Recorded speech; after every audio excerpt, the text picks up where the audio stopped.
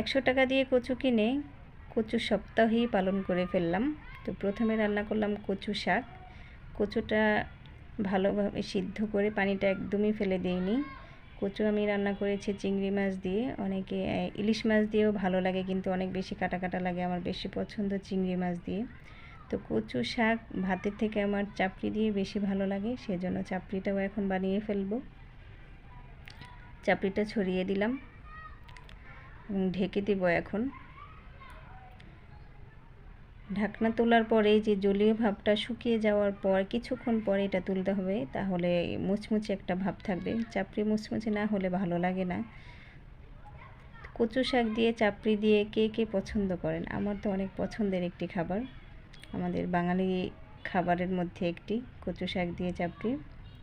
কচু শাক ভাত দিয়েও খেতে অসাধারণ লাগে।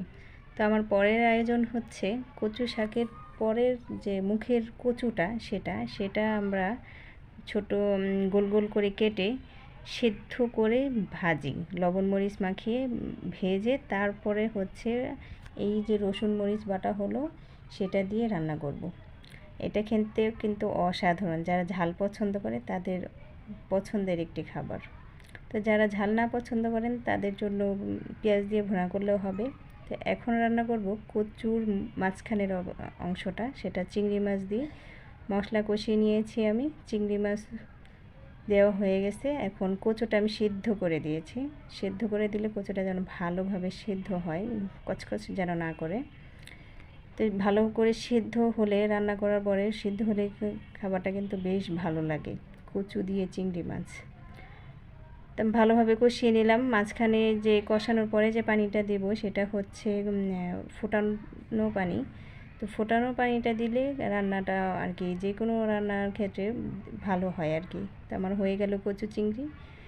এর পরের আয়োজন হচ্ছে কচুর নিচের অংশটা কুচি করে কেটে নিয়েছি এবং দিয়েছি রসুন মরিচ লবণ, সেদ্ধ করে নেব এবং সেদ্ধ করে বেটে নেব। বাটা হয়ে গেছে, এখন দিয়ে দিলাম তেল, পেঁয়াজ কুচি, আর কোনো মশলাই আমি ব্যবহার করব না। কচুটা বাটাটা দিয়ে দিছি, আর এক্সট্রা তেল আর একটু লাগবে দিয়ে দিলাম, কচুতে একটু তেল বেশিই লাগে। আর লবণটা দেখে তারপর আবার দিতে হবে, যদি কম হয় তাহলে আবার একটু অ্যাড করব, এই আর কি। আর কচুটা ভালোভাবে ভাজা ভাজা করতে হবে, তেলটা যখন ছেড়ে দিবে তখনই বুঝতে হবে যে কচুটা হয়ে গেছে।